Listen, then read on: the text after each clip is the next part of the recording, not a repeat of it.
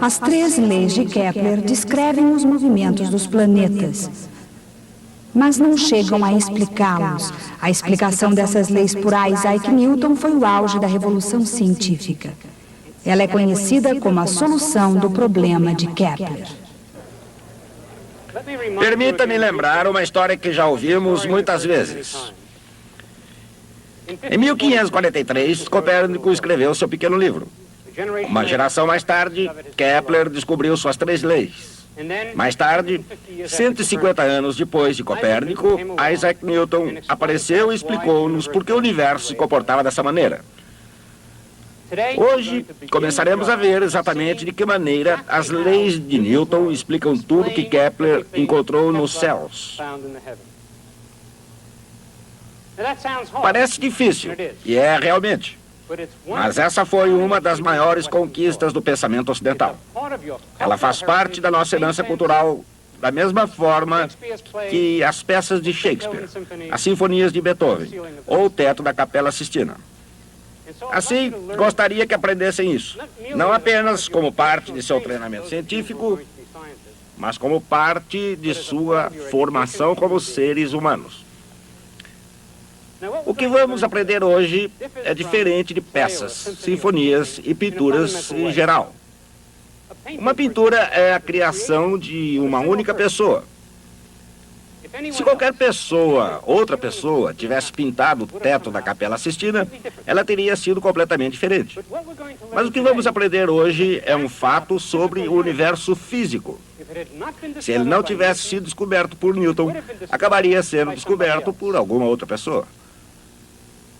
Portanto, não somos obrigados a proceder da mesma forma que Newton.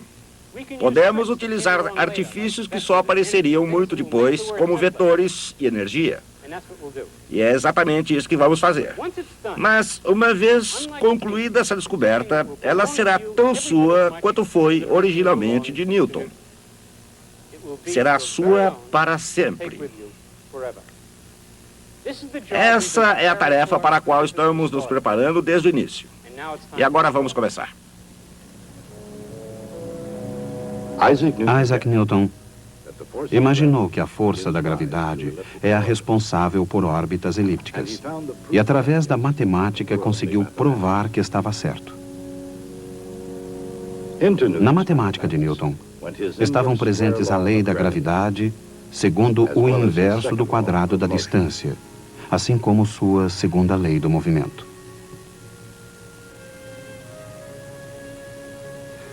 O resultado foi uma equação diferencial para a órbita. Sua solução algébrica fornece não apenas a equação de uma elipse,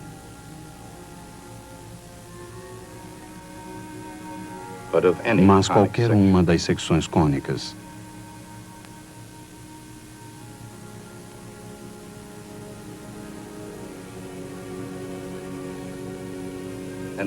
Essa visão, essa gigantesca perspicácia de Isaac Newton, ficaria entre as maiores conquistas da cultura ocidental. Ela foi, por legítimo direito, o equivalente matemático ao teto da Capela Sistina, pintado por Michelangelo, a coroa gloriosa do Renascimento. As figuras de Michelangelo parecem estar em constante movimento, jamais em repouso. Graças a essa virtude, Michelangelo, assim como Copérnico, parece glorificar os eternos movimentos da Terra e de todas as suas criaturas. Com essa percepção brilhante, tanto o cientista quanto o artista compartilharam da incomum visão global do maior dramaturgo da história. Ao criar seu mundo extraordinário, onde teria William Shakespeare colocado o sol? Mas silêncio. Que luz brilha através daquela janela? É o nascente e Julieta é o sol. Surge elegante sol e mate a invejosa lua. Shakespeare viveu na época de Galileu e Kepler. Como eles, trabalhou sob a influência dos céus e muitas vezes utilizou referências celestes. Falam seus olhos, vou responder-lhes. Sou muito atrevido. Ela não está falando comigo. Duas das mais resplandecentes estrelas do céu, porque tinham algo a fazer, suplicaram aos olhos dela que brilhassem em suas esferas até que pudessem voltar.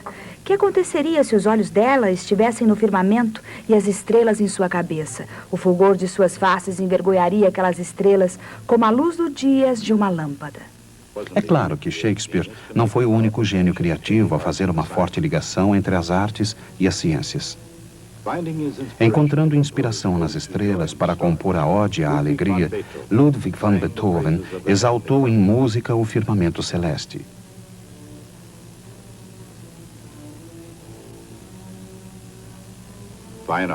As belas artes, o teatro, a música, a matemática e a física. Cada uma delas é uma brilhante pedra preciosa da cultura ocidental. Juntas, representam as joias da coroa das realizações ocidentais. Ainda muito jovem, Newton percebeu que a gravidade era uma força comum ao céu e à Terra. E conseguiu vê-la como uma força fundamental de atração, e não com seus efeitos de empurrar ou torcer no universo.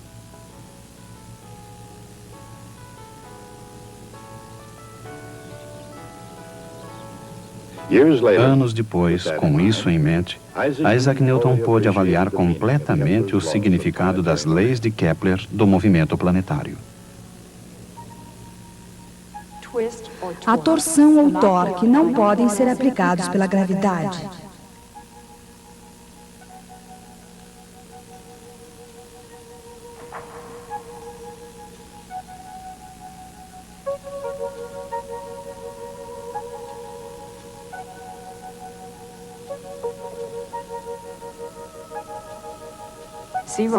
O torque nulo, juntamente com a segunda lei de Newton, conduzem a uma equação diferencial pronta para ser integrada, quando não há torque.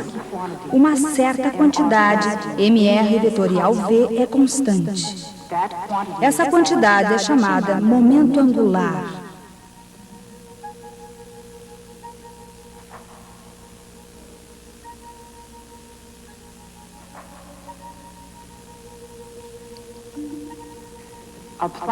Um planeta em órbita com momento angular constante permanece num plano.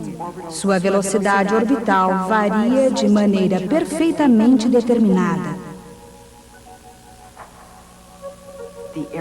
A área ΔA varrida pelo seu raio vetor varia de forma constante.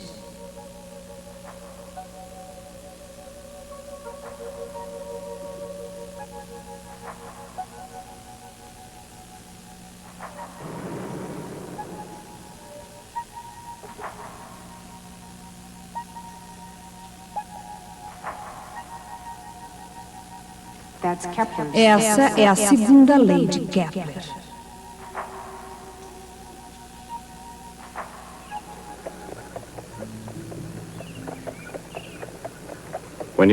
Quando Johannes Kepler lançou sua segunda lei, a atividade astrológica e a ciência da astronomia se confundiam. E qualquer que fosse o nome pelo qual era chamada, os termos da época eram permutáveis. Kepler, como matemático típico do seu tempo, utilizou a astronomia e a astrologia para ganhar dinheiro. Mas, ao contrário dos outros, Kepler utilizou a astronomia para alcançar uma verdade matemática, escondida desde o dia da criação. Ao mesmo tempo, com sua interpretação poética da astronomia, Shakespeare buscou uma equação universal, capaz de explicar as complexas ações e as complicadas emoções dos homens e das mulheres.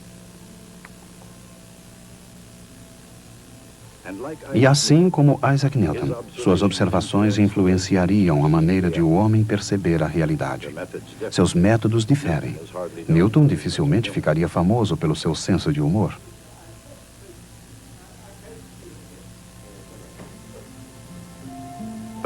Mas assim como Shakespeare, Newton levantou questões que afetaram profundamente a percepção de como o mundo se comporta. A descoberta de Newton de que as órbitas de todos os objetos celestes obedecem à equação das secções cônicas começou com uma pergunta. Por que as órbitas planetárias são elipses, com o raio vetor varrendo áreas iguais em tempos iguais?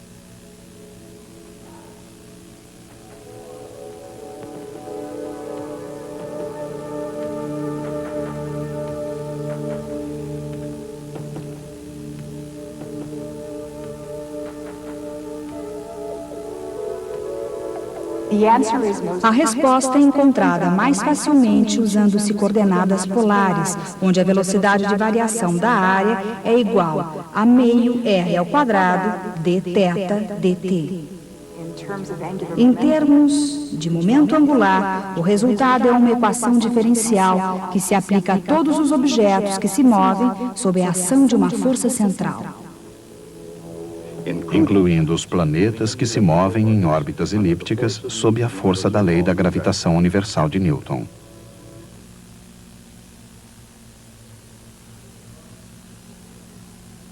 O próprio céu, os planetas, este centro, se sujeitam à classe, prioridade e lugar. Na época de Shakespeare, a Terra, influenciada pelos planetas desordenados e errantes, era suposta a estar no centro do sistema solar. Mesmo assim, em Troilo e Créssida, ele colocou o Sol no centro do drama. Estaria o glorioso planeta Sol em nobre eminência entronizado e encerrado entre outros cujos olhos medicinais corrigem todos os maus aspectos do demoníaco planeta e determinam tal qual o mandamento de um rei. Teria sido William Shakespeare, na verdade, um copernicano? Será que ele compartilhava a mesma visão global de Johannes Kepler? Como um personagem trágico do drama elisabetano, Kepler percorreu uma trajetória de experiências cruéis e irônicas, contemplando a perfeita harmonia nos céus e vivenciando a total discórdia na Terra.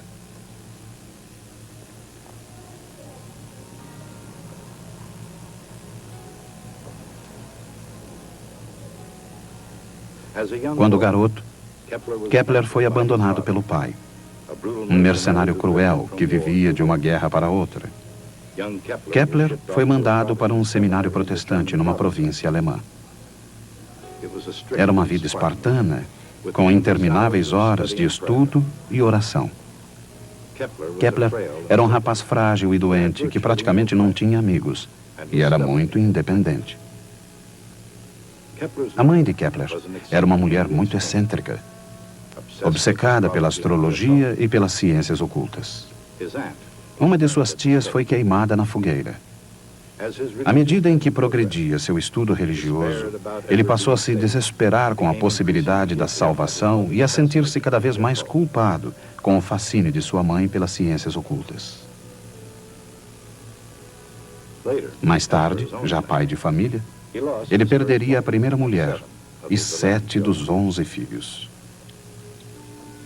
Uma vítima errante da Guerra dos 30 anos, Kepler levou sua dor de cidade em cidade, buscando um porto onde pudesse se refugiar da violenta tempestade. Tempestade que se abateu sobre os últimos 12 anos da sua vida. A situação podia, naturalmente, ter sido ainda pior. E logo seria.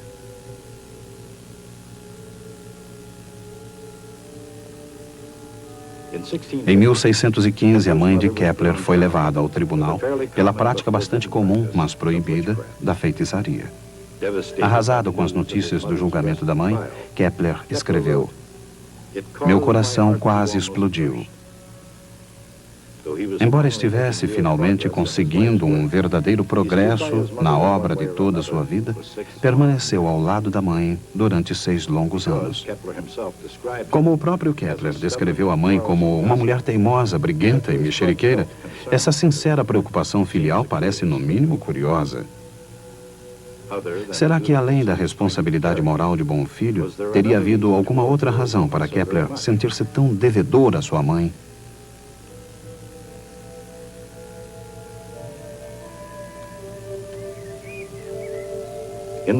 No relato de sua infância, uma crônica sombria de miséria, Kepler registra apenas um momento feliz.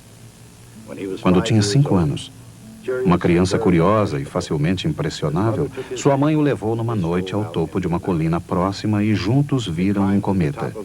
As razões que levariam Kepler a realizar grandes feitos continuam sendo motivo de especulação, mas os feitos propriamente ditos permanecem indeléveis. Embora seja provável que William Shakespeare não tenha prestado muita atenção à matemática que reflete a terceira lei de Kepler, ele certamente teria achado irônico o título da sua obra, A Harmonia do Mundo. Apesar do sofrimento da mãe, da perda de um filho após outro, e do seu constante conflito entre fatos científicos e dogmas religiosos, nada conseguiu impedir Johannes Kepler de concluir a harmonia do mundo. Mas embora sua mente fosse capaz de cruzar as mais avançadas fronteiras do mundo da matemática, Kepler jamais compreendeu plenamente o alcance da sua obra. Na fase final de suas peregrinações, ele quase descobriu o cálculo. Mas isso só seria conseguido por Leibniz e Newton. Kepler também chegou perto da lei de gravitação universal. Mas isso fazia parte do destino de Isaac Newton somente. Newton não só descobriu a lei de gravitação universal, mas com ela obteve como subproduto a solução do problema de Kepler. Com sua lei da gravitação, Isaac Newton abriu as portas das quais Kepler estivera próximo durante toda a vida e cruzou o limiar que o levaria até os segredos do céu.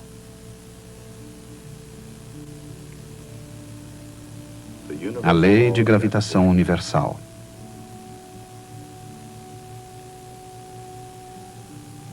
A segunda lei do movimento.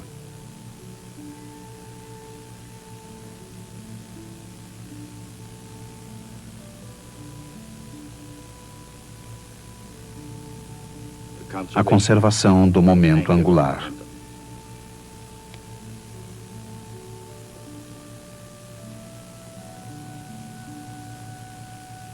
Vetores que se cruzam como os amantes infelizes de Shakespeare.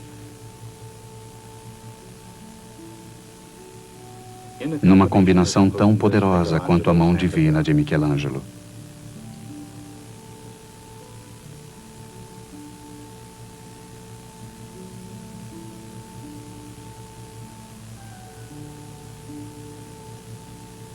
Produzindo um balé de vetores tão animado quanto uma sinfonia de Beethoven.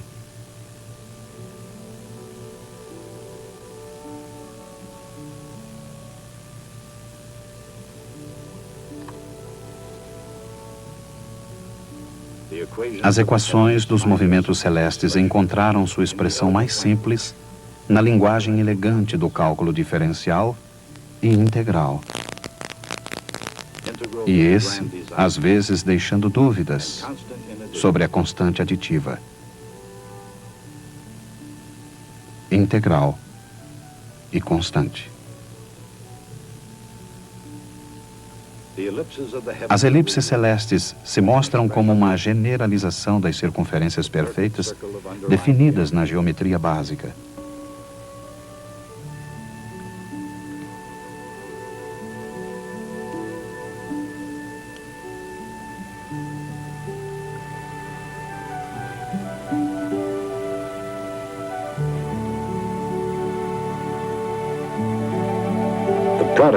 O produto desses eventos. Uma vez alterada a ordem e permitida a liberdade da massa,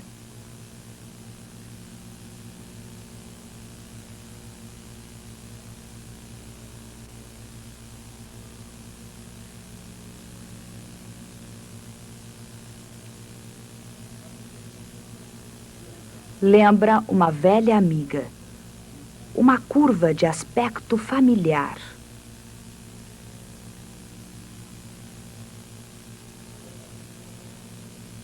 Elipse, parábola ou hipérbole. Todas têm os seus arcos descritos na tapeçaria celeste. E assim, Isaac Newton foi o primeiro a descobrir que a força da gravidade move todos os corpos celestes ao longo de secções cônicas.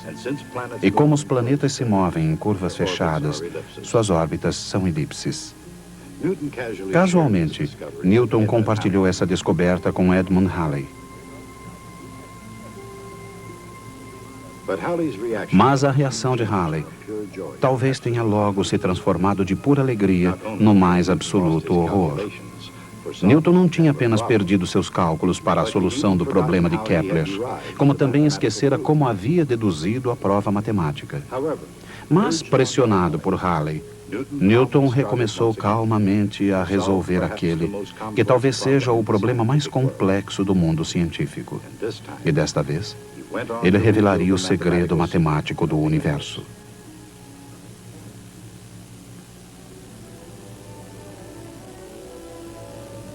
Considerando coisas tão belas como o diálogo de Shakespeare, o fraseado de Beethoven, as pinceladas de Michelangelo e as manifestações do gênio de Newton e Kepler, parece cada vez mais claro que as grandes artes e ciências perduram não apenas pela sua elegância, mas também pela sua verdade. Johannes Kepler viveu na mesma época de William Shakespeare, da rainha Elizabeth I, de Mary, a rainha da Escócia, e naturalmente de Galileu. Ao que se saiba, nenhum deles jamais se encontrou com o outro. Mas Kepler e Galileu certamente sabiam da existência um do outro, tendo mesmo trocado algumas cartas. Gostaria de ler um trecho de algumas dessas cartas. A primeira foi escrita em 1597. Kepler enviara para Galileu um exemplar de um livro que havia escrito. E, apesar do correio, ele o recebeu. Essa foi a resposta de Galileu. Algumas horas, meu erudito doutor, recebi o seu livro. Congratulo-me com você por contar com um companheiro no estudo da verdade. E para Galileu, a verdade significava o sistema copernicano do mundo. Ele ainda não admitira que acreditava nesse sistema. De fato, em outro trecho da carta, ele diz: tenho andado amedrontado com o destino de Copérnico, nosso professor, que, embora tenha adquirido fama imortal aos olhos de alguns, é, ao mesmo tempo, alvo do ridículo e do riso de muitos outros.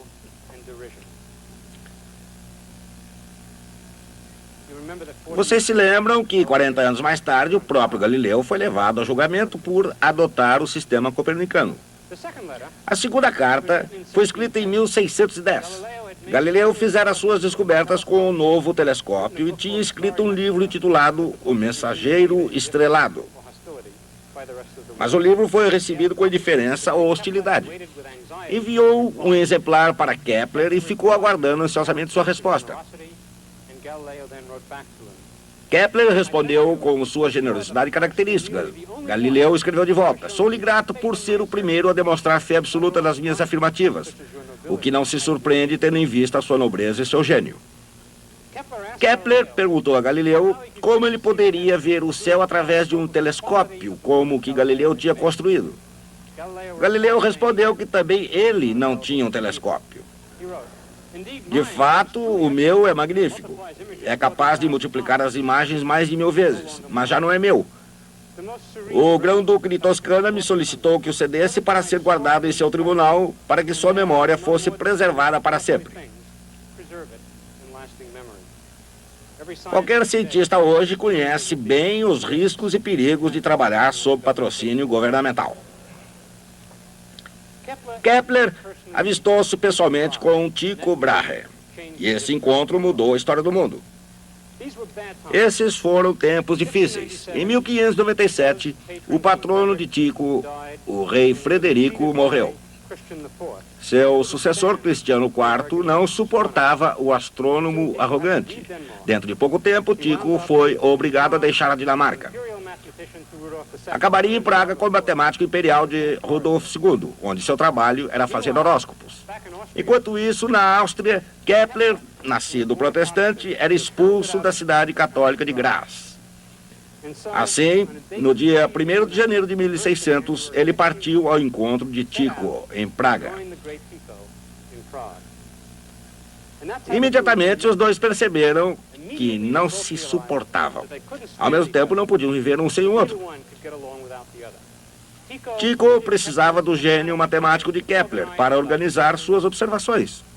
E Kepler necessitava dos dados de Tycho para produzir a cosmologia que era a missão de sua vida. Assim, por 18 meses tempestuosos, os dois permaneceram juntos, incapazes de escapar um do outro até a morte de Tycho em 1601. Mesmo assim, Kepler não foi capaz de dedicar toda a sua atenção à cosmologia que tanto desejava produzir, porque, antes de mais nada, ele tinha a responsabilidade de produzir este livro.